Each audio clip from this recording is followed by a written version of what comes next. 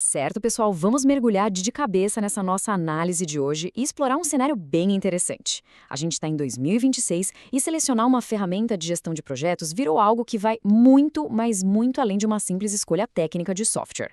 Por muito tempo, a gente enxergou a adoção de um sistema novo quase como um mal necessário, um passo super burocrático, sabe? Mas a pesquisa do professor Ricardo Kneip mostra que estamos vivendo uma verdadeira mudança de paradigma. O jogo hoje exige que as ferramentas não apenas controlem tempo e orçamento, mas que literalmente se conectem com o bem-estar de quem está operando tudo isso e, claro, com o coração da estratégia da empresa. E olha só que perspectiva genial. A gente está colocando uma lente humana em cima da tecnologia. Na prática, gerenciar um projeto hoje significa blindar a saúde mental da equipe. É proteger o pessoal contra aquele esgotamento terrível, o famoso burnout, e acabar com fluxos de trabalho caóticos. Pensa comigo, quando uma plataforma é mal escolhida, a carga cognitiva vai lá nas alturas. Todo mundo fica perdido. Então, escolher o software certo é, na verdade, um baita ato de cuidado. Não é mais só sobre cobrar prazo. É sobre criar um ambiente digital onde o talento humano possa simplesmente fluir. E é exatamente aqui que a teoria colide de frente com a nossa prática diária. O paradigma mudou totalmente com a consolidação do PMBOK oitava edição e com esse conceito fortíssimo de governança de valor. Mas o que isso significa para o design do software, né? Significa que o sistema agora tem que aguentar dados em tempo real e usar inteligência artificial preditiva. Aquela história de usar o software só como um caderninho de tarefas glorificado, isso acabou. A gente não quer mais saber só o que foi feito ontem, precisamos prever os custos e os prazos de amanhã. A ferramenta tem que ser a ponte entre o suor do dia a dia e o valor que a gente prometeu entregar lá no planejamento estratégico. Essa matriz ilustra perfeitamente o nosso campo de batalha atual. Ela detalha as 7 principais ferramentas globais analisadas pelo professor Ricardo Kneip para o sucesso nos projetos de TI. Cada um desses softwares tenta resolver os desafios do PMBOK 8 de um jeito único. O nosso objetivo hoje é entender qual arquitetura responde melhor às loucuras de cronograma e gestão de recursos que a gente enfrenta nesses ambientes super dinâmicos de hoje.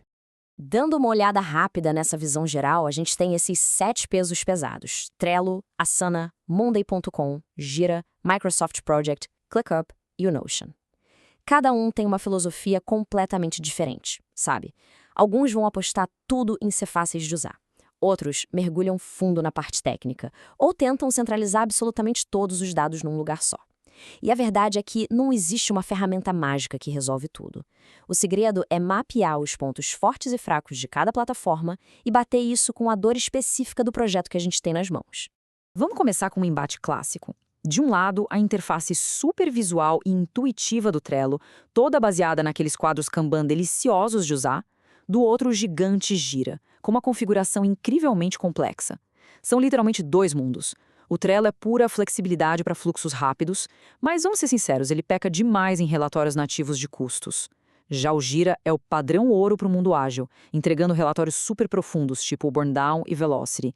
É o dilema de sempre: agradar a equipe com uma interface amigável ou dar para a gestão um rastreamento técnico pesado que ela exige. Quem lidera o projeto tem que equilibrar muito bem essa balança. Seguindo a nossa lista, a gente cai em outra comparação fantástica.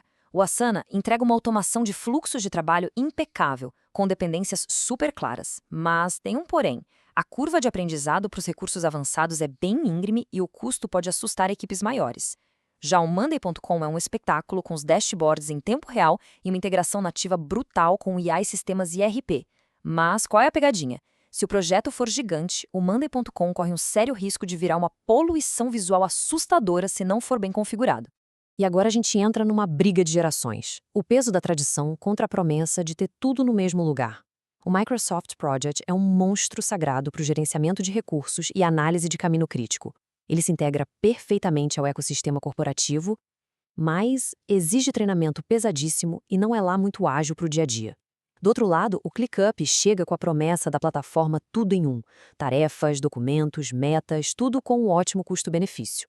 O problema do ClickUp é que esse verdadeiro tsunami de funcionalidades pode acabar afogando quem está usando, e a performance pode dar uma engasgada quando o volume de dados sobe muito. E claro, não podíamos deixar o Notion de fora. Olha, usar o Notion é quase terapêutico de tão limpa e adaptável que a interface é. Ele é o rei do tailoring, a customização sob medida. Para centralizar a documentação, não tem igual. Mas, e um grande mais, se o seu projeto exige aquele controle de custos e tempo na ponta do lápis, ele tem limitações sérias. Faltam recursos nativos mais complexos, tipo uma lógica avançada de Gantt, ou seja, você vai ter que configurar muita coisa na mão, o que nos mostra exatamente por que o mercado está correndo atrás de abordagens mais estruturadas para gerenciar valor. E isso me puxa o gancho perfeito para a grande tendência de 2026, a estrutura analítica de valor, ou VBS. Gente, isso aqui é essencial. No passado, a gente focava só em quebrar o trabalho em tarefinhas. Hoje, a tecnologia precisa gritar o valor que está sendo gerado a cada segundo. A VBS garante que cada minutinho rastreado lá no software vai de fato se transformar em valor para o cliente final. A ferramenta ideal hoje em dia é aquela que consegue mostrar essa estrutura de forma nativa. É ligar o custo de um clique que alguém deu hoje de manhã com aquele objetivo estratégico gigante da empresa. Bom, mas como a gente faz essa escolha na prática? Antes de assinar qualquer cheque, tem uma trilha estratégica clara para seguir. Primeiro de tudo, qual é a pegada do seu projeto? É preditiva, adaptativa ou híbrida? Porque não dá para forçar a barra. Cada ferramenta nasceu para um estilo. Segundo ponto, e esse é crítico, a maturidade da equipe. Socar um sistema super complexo numa galera que está começando agora é pedir para dar errado. E terceiro, como a gente acabou de bater na tecla, priorize softwares que consigam traduzir e visualizar a VBS. É um alinhamento muito fino entre o que a tecnologia consegue fazer e o que a sua equipe dá conta de absorver.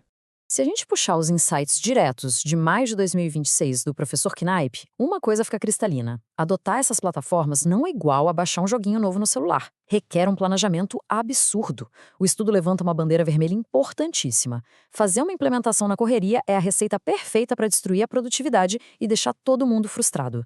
A gente precisa tratar a própria implantação do software como um projeto crítico da empresa. Tá, mas como a gente foge desse caos?